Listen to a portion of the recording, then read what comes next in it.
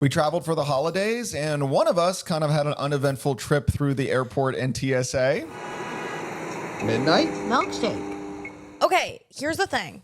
I don't like that TSA gets to dictate what you wear to the airport. So if you don't know, TSA, basically, if you're wearing a baggy sweater or a jacket, they can request that you take it off. But if you're not wearing anything underneath, they freaking molest you. They're like, okay, we're going to grope up on you. And it's like, I don't like that. So on our way there, it wasn't what I was wearing, was it? Okay, well, no. All right, so this is something we both dealt with. So Yes. The airport has started doing this thing where you have to have a real ID.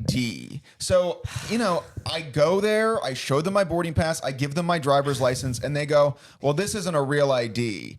But they still let me through. They just they gave me like a little red sheet of paper, which again, if I can understand this, they go, what this means is you're going to get to go through security, but TSA agents can molest you if they want to. Yeah. So basically it gives TSA agents the I don't have a real ID, red flag, scarlet letter, if you will, gives TSA agents a free pass to just freaking get all up on you. Okay.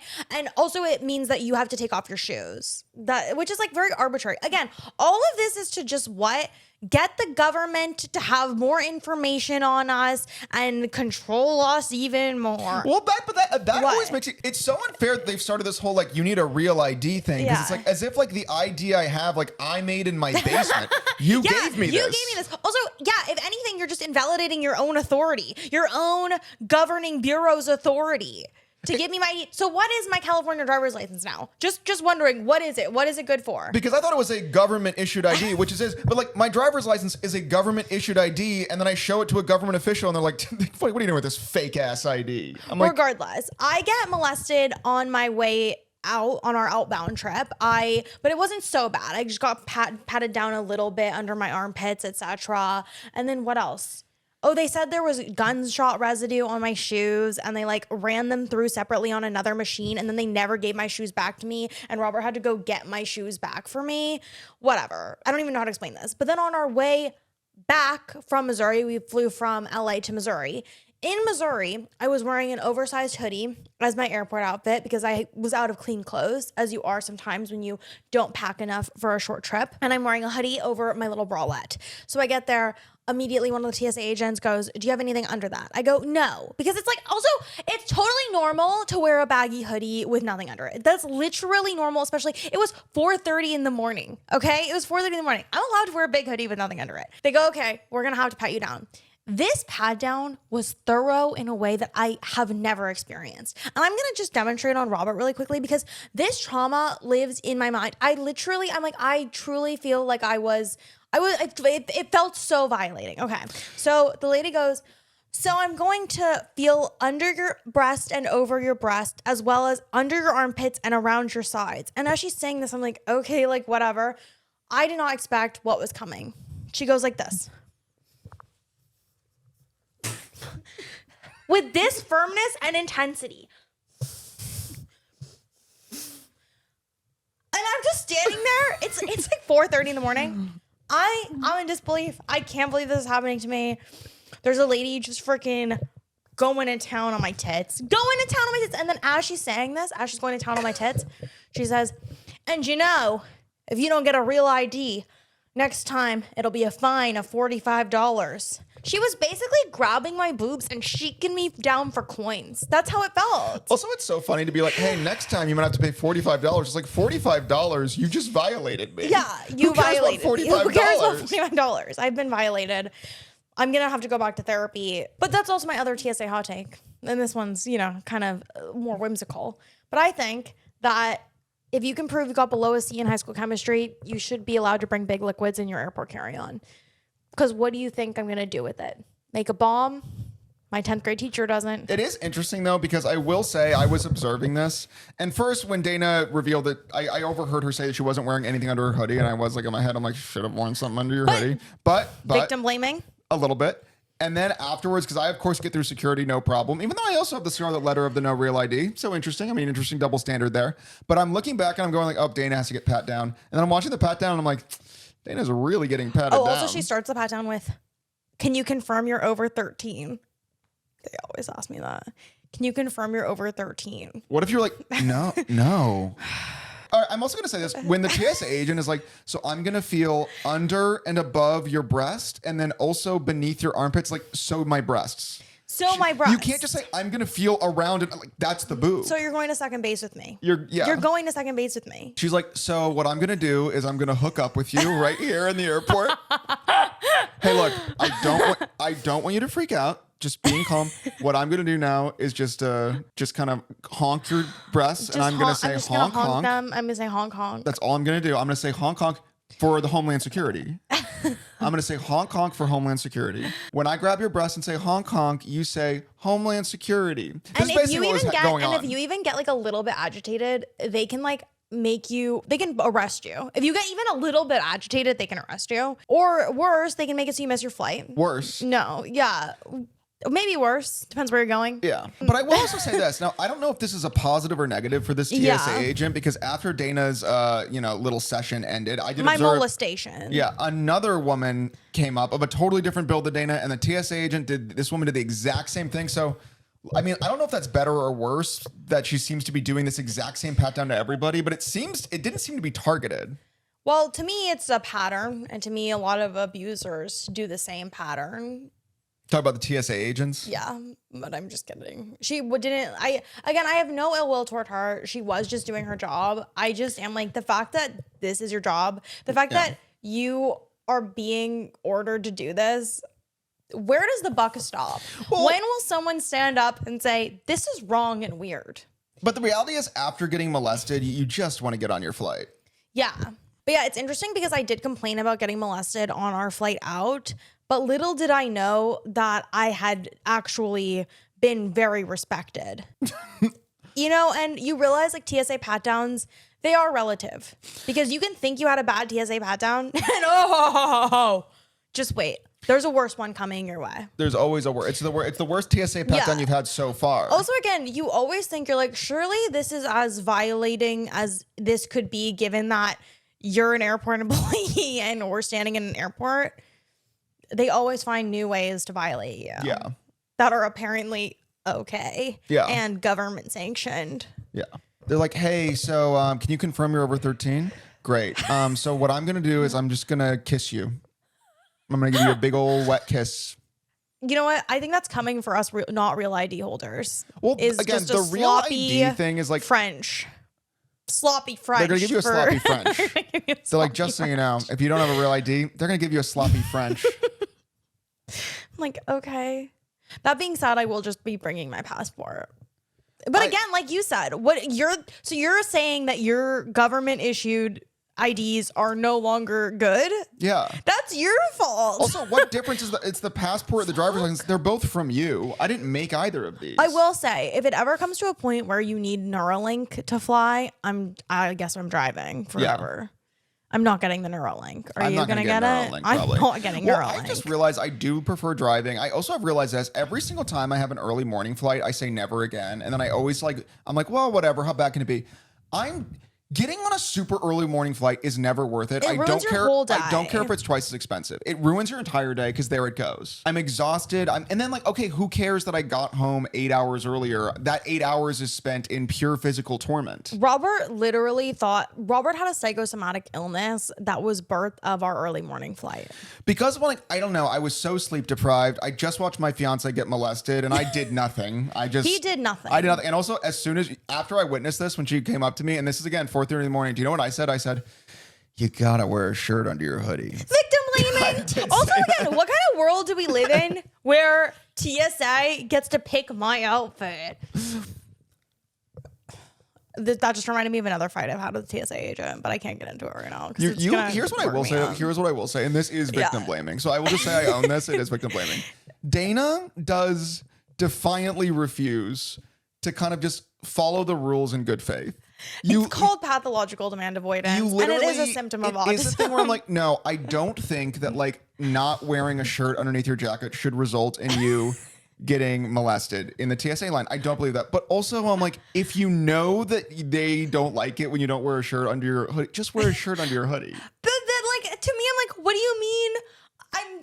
What do you mean I'm dressing for the TSA agent. But it's not for the TSA I don't like the agent. It's TSA just- gaze. I'm not dressing for the TSA gaze. Okay, but to me, it's like if I wore a leather jacket with a bunch of metal studs in it, I know that the TSA wouldn't like it, and it would be a hassle to Yeah. go through security. So I just don't wear. But that's not your style. It So- would be. It would be if TSA was more lenient.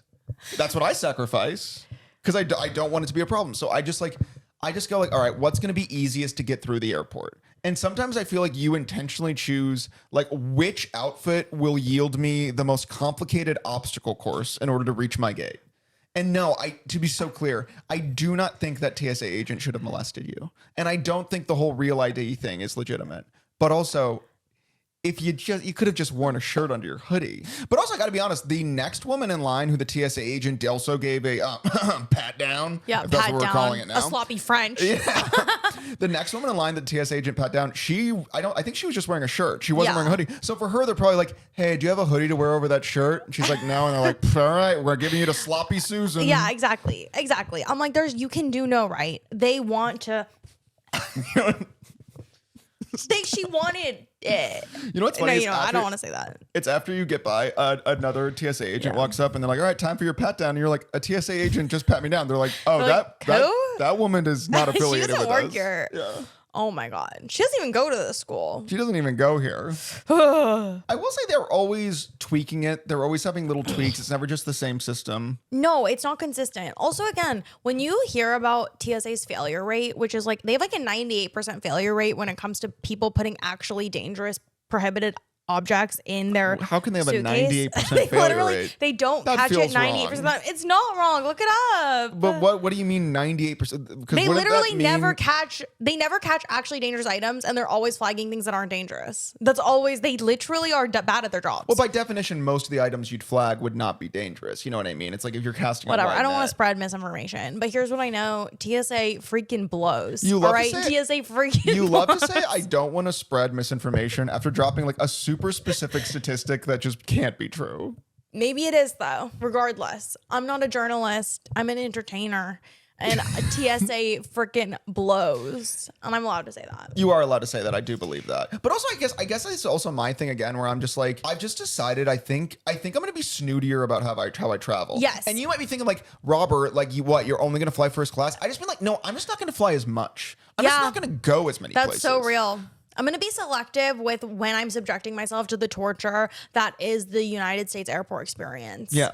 Where they treat you like, dude, they treat you like a freaking lab rat, like a little test subject. I swear, they're trying to like get people mad. And for me, it's working. They're getting me mad every time. Every time I get through TSA without getting arrested, I'm like, that was a miracle.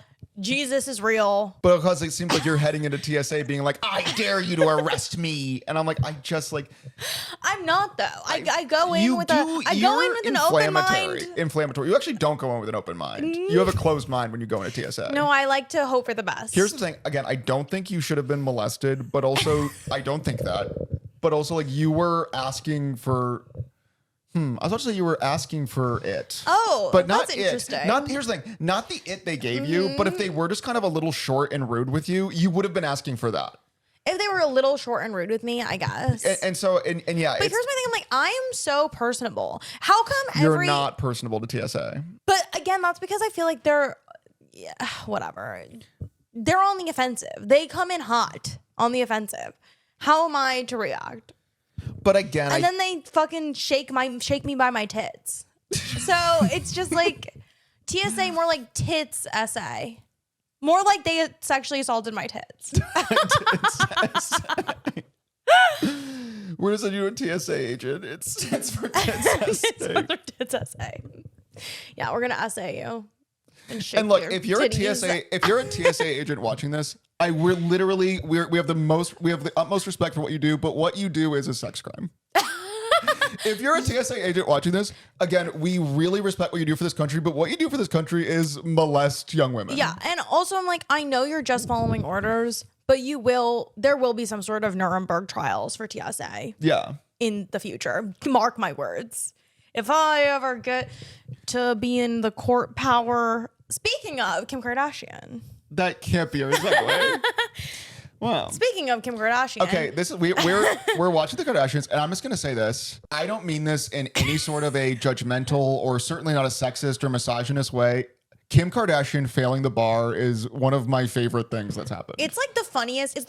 Watching her cry over failing the bar is the hardest I've laughed in a really long time. And for that, I am so freaking grateful that she went on this journey, because truly it gave me such glee. Also, we're watching this season of the Kardashian, and she's studying for the bar, and obviously because it's filmed in the past, we know she failed the bar, and it's high comedy because there's so many scenes of her being like, I have to pass the bar. And I'm like, you're not gonna pass the bar. The dramatic irony is so good. And again, I'm like, you know what? Kudos to them for, I do think it's a public service to air this. Yeah, to be it's really, really kind. Like, thank you for your kindness and generosity, Kardashians. But like, truly funniest shit in the world. And there's just so many elements that are hilarious. Like Khloe, before Kim takes the bar, Khloe goes, "There is no one more prepared for the bar exam than Kim." It's like, that's can't just be verifiably untrue. And also, who was more prepared for the bar exam? Everyone who passed the bar exam. Literally everyone who passed it. So she wasn't the most prepared for the bar exam. Also, for Khloe Kardashian to say nobody is more prepared than you for the bar exam, that means that every single lawyer who's passed the bar exam already, it's like they could only be as prepared as Kim. Also, I'm not sure, but Kim Kardashian did not go to college, right? No, she didn't go to, I don't think she went to college. So again, I'm like, how could you don't even know what it is to study for an exam. Right, like when's the last time you studied? The last exam you studied for was what, 10th grade? And I can't imagine you did well. And also, okay, I'm not a Kim Kardashian hater. No. I really like Kim we Kardashian. Like her, and also, we think she's smart. Yes. To be so clear, I don't think she's dumb. smart. I don't think she's dumb at all. I think she's a genius. But also, okay, all right. I just don't know if I think that she should have passed the bar, which she didn't. But again, she really drew a line in the sand where she's like, if you don't believe I can pass the bar, you don't believe in me. And I'm like, no.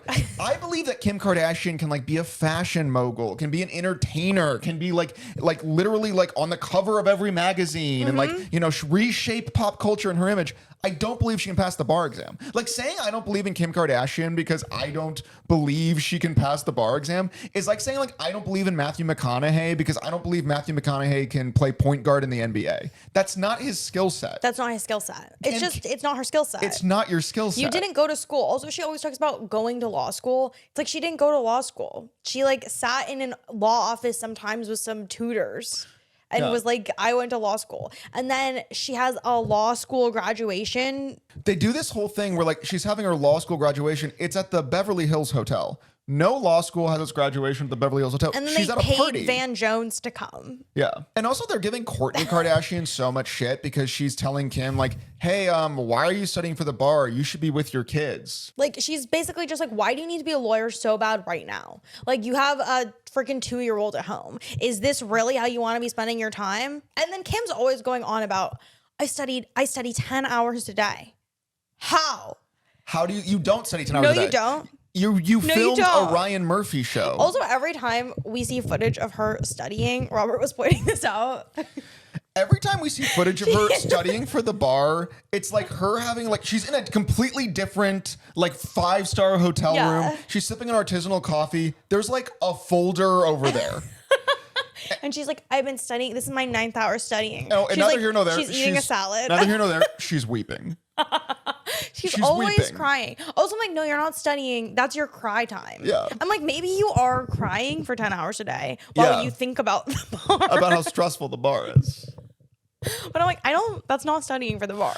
Also, I swear to God, she's doing like, there was one part where Kim Kardashian starts crying because she like pulled her back while studying for the bar. And I'm like, dude, it's like this is like the adult equivalent of like faking sick to get out of taking a test. And she's talking about how like hard she works. And what's crazy is like, no, I believe you're a hard worker. I believe you do stuff. I just don't believe you're a lawyer. Also, like when she talks about throwing her back out, it reminds me of when you like race some other kids in your neighborhood and then you're like, oh, my ankle really hurt. Yeah. That's what it reminded me of. Also, it is just like, she's like, again, she's in like a 4 Seasons presidential suite. There's, you know, a notepad with like her own signature on it and nothing else. She's weeping. And I'm just like, no one else who's studying for this bar exam is doing what you're doing. Also, she's always like, I bid $15,000 on eBay for the exact pen that my dad took the bar with. Yeah. It's like, That's not studying.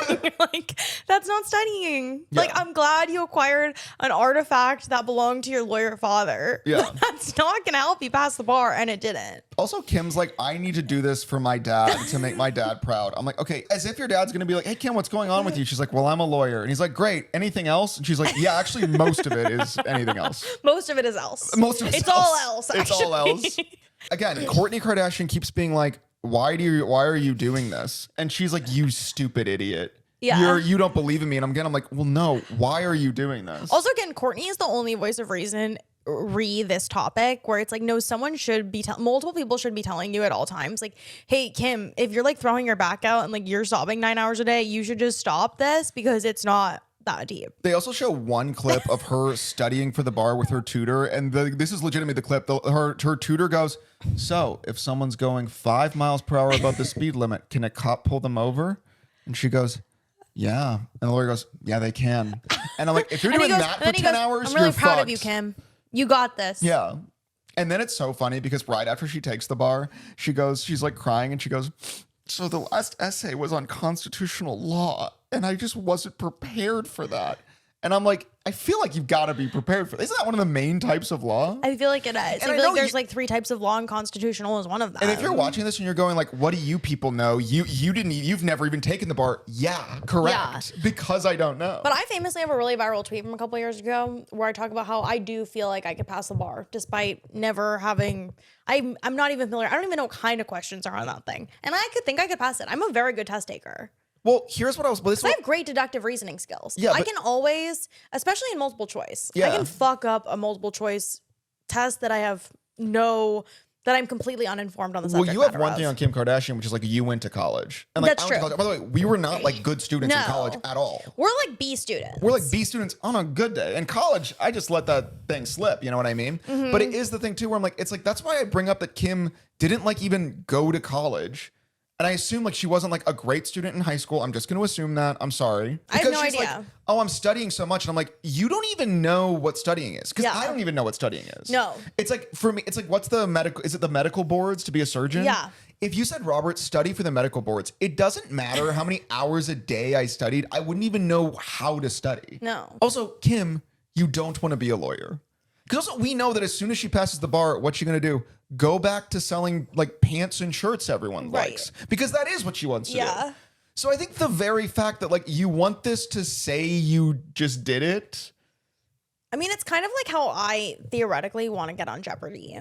Just so you can say you're on Jeopardy. Just so I can say I was on Jeopardy. But you would not do well on Jeopardy. No, I did. I did briefly start taking some Jeopardy practice quizzes and stuff like that, but they were really hard. And I immediately was like, this is not a good use of my time. I know that if you actually got on Jeopardy and you were studying, you would, like Kim Kardashian, like invent a bunch of phantom injuries.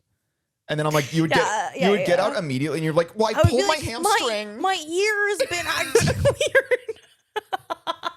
Yeah, I'd be like, my ear is throwing off my balance. Yeah. I'd be like, my tooth. My I can't tooth. concentrate.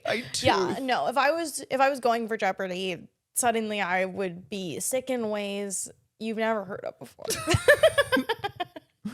Again, you would get out of running the mile in PE. There's Oh, yeah. no way you would just I would like... also cheat. I would famously I would do a 3-lapper when the teacher wasn't looking. But you do enough 3-lappers, the teacher starts watching you run very closely. Because your times are like too good. Mm-hmm. They're much too good. Right. Also, any observer of you would not be like, oh yeah, she's fast. I was a great sprinter in my youth. Wow, youth. Define youth. Pre-puberty? Yeah. Well, then that's nothing. Puberty was harsh to me. In what way? And that it didn't And that give it you... slowed me the fuck down. It didn't slow you down. It just, everyone else sped up more. Remember that time that, didn't you lie about having asthma? Yeah. That's so funny. Is it? Yeah, well, yeah. One time you were like, you claimed that you had asthma when you were a kid. And then we called your mom and we asked her if Dana had asthma when she was a kid. And your mom said, no, she didn't. And then you said, no, mom, I already told him that I did. And then your mom tried to change her mind and say, oh, actually, Dana did have asthma. It's like, no, you didn't have asthma. Well, can you blame me? I'm surrounded by enablers. Okay, wait. Actually, talking about the Kardashians, we want to talk about Rich Christmas. Okay. So Alabama Barker tangentially related to the Kardashians via her dad Travis, who's married to Kourtney Kardashian, did a Christmas haul on TikTok. And in this Christmas haul, apparently the total value of the presents, someone else did a calculation of this, was $146,000, which is obscene. Personally, I think. I don't know. Well, here's just my take overall. Let me just paint the picture. Yes. Over the holiday season, I saw so many like Christmas hauls and like Christmas videos of like influencers and celebrities like showing videos of their Christmas. I'm just going to say it. Rich people do Christmas wrong. They do Christmas wrong. They I think that's cross the best some way to line say. where it gets really weird. It gets gross. Like, I'm like, I literally, there's so many presents and also there's so much excess. And these people, I know for a fact, are literally, they're going to open the present and then they're never going to look at it again. And I'm like, I'm getting the ick. I'm getting the ick. And if I was you, I'd have the ick. And by the way, I'm not saying this out of some like class No, consciousness no. thing. I'm cool with like rich people having like nicer houses than me and more and better presents than me. But I'm saying that some lines been crossed where like I literally think rich people don't even know how to give each other presents anymore. I think that's very true. And I think like the presents they do give each other, it's just to, I don't know. I literally don't think they know what they're doing when they give and get presents anymore. Well, it is like, it's almost like they make a big pile of presents for the aesthetic and then they open them and there's nothing. There's like, oh, okay. Like again, didn't you say Alex Earl did a Christmas haul? Who was it? Yes, Alex Earl had some pictures of like her and her family Well, opening gifts. I don't even know if it's Alex Earl, but like again, Yeah. like you'll see like these like massive, aircraft hangars of a house, massive presents, and then some like rich kid opens it and it's like a snowboard, and I'm like, that's your 8th snowboard. Right. You already have a snowboard. And like I said too, I'm like, it's always the kind of people who like they get a snowboard. I'm like, I know that you're the kind of person that when you get to the mountain, you're going to be like, wait, actually, I want that snowboard. And then you're just going to buy a new snowboard. Like nothing means anything to you. And so when I watch you like open your Christmas presents, and even if you couch it in, and I'm so grateful for this, and I'm definitely going to use this here. I'm like, low key, I'm like, I know you may as well be taking Kleenex out of a box. Yes. Like that's what it is to you, actually. Yeah. And I'm not saying like make the presents homemade. I'm just saying that like clearly like you guys have crossed some threshold where it's like none of your thoughts go to like, hey, what would this person want? Yes. I should get them this. Yes. It's What's like- something that this person doesn't have? But also, again, I think it's difficult because a lot of these people, it's like they have everything. They buy themselves everything they could possibly want. Well, and a lot of them, too, I'm like, are devoid of personalities outside of the things that they own. Well, okay. Apparently, Yeah. Kourtney Kardashian and Travis Barker Yes. bought Alabama Barker $146,000 worth of Christmas presents, and one of these presents was, correct me if I'm wrong, lingerie. Yes. So Alabama Barker, at some point in her Christmas haul, takes out this big box from Agent Provocateur, which is a fancy lingerie store in West Hollywood. And she goes, so my dad got me a bunch of stuff from Agent Provocateur and Kourtney helped him pick some of it out. But yeah, and then she starts taking out, again, just like lingerie, like just like really, really sexy shit. I'll say it. And the top comment is, whoa, kind of weird that her dad got her lingerie. And then there are so many replies to this comment being like, hey, get your head out of the gutter. Hey, I don't think it's weird that her dad got her lingerie. I think it's really nice. Clearly he knows what she likes. What?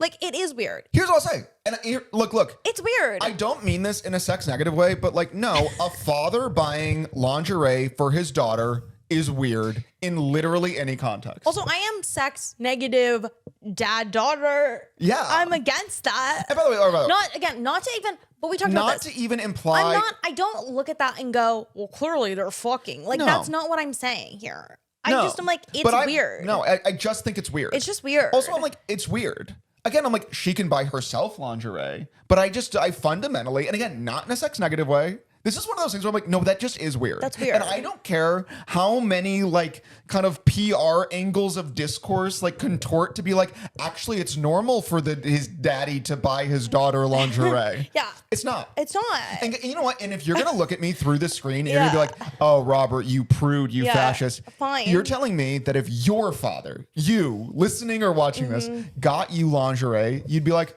oh, cool. Thanks, Dad. Oh, yeah, I'm going to fuck a guy in this. Thanks, Dad. You would, really. Because I'll say this. If my mother got me, like, what would she get me? Like a jock strap.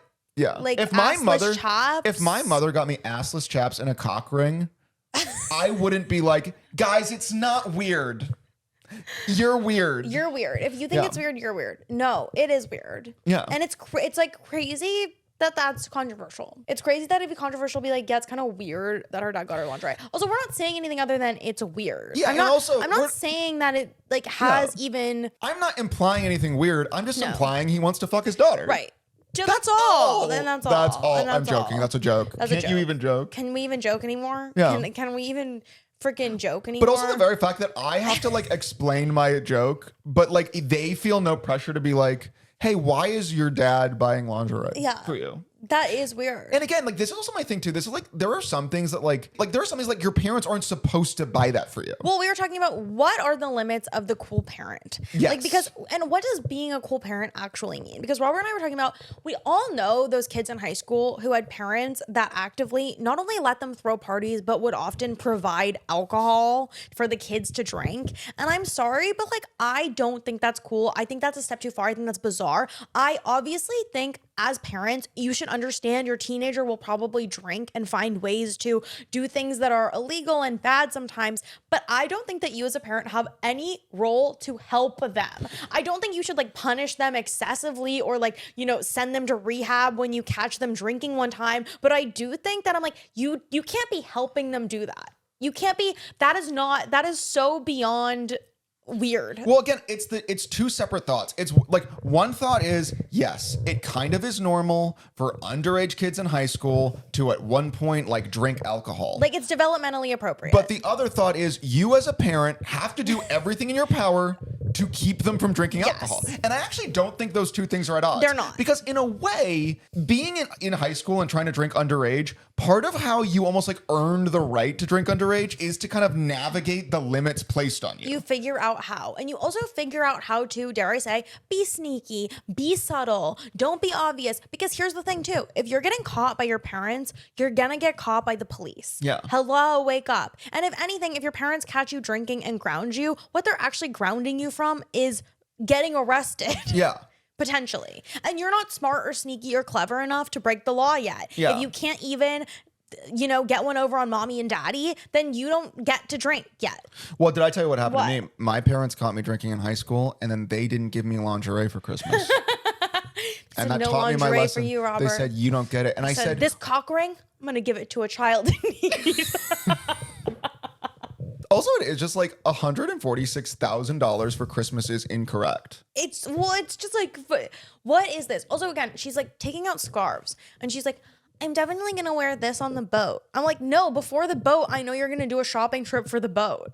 I don't even know. Again, it's like, what even is going to happen to this stuff? Like, because it's like, I know you're going to forget about it. You're going to do the unboxing and then most of it you're going to put away and it will never be thought of again. And like, on to the next. I do think there just is this line that's crossed where it's like, it's just like you're spending money on nothing.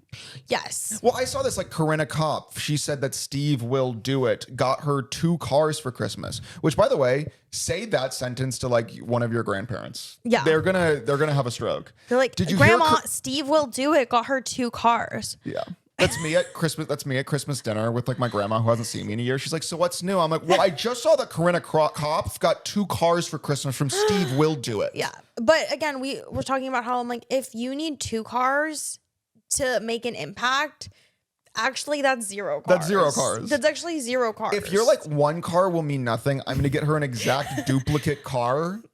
Literally draw her a picture. Yeah, draw her a picture. It would be, better if you drew her a picture. It'd be better if you drew her a picture. Also, like, do you Also, think what do you mean? You're like thinking about what should I get Corinna? I could get her a car. Oh, it's not enough. Better get her 2. It's like there's nothing happening here on any emotional level. Also, I love in this world that this like the only does Corinna Kopf not have a car? That's like the only thing has she's so like. many cars. She's I think. like, oh, thank God, I can drive to the store now. She can finally get to the store. Oh, good. Yeah. And 2 times she can get to the store twice. You get to the store twice.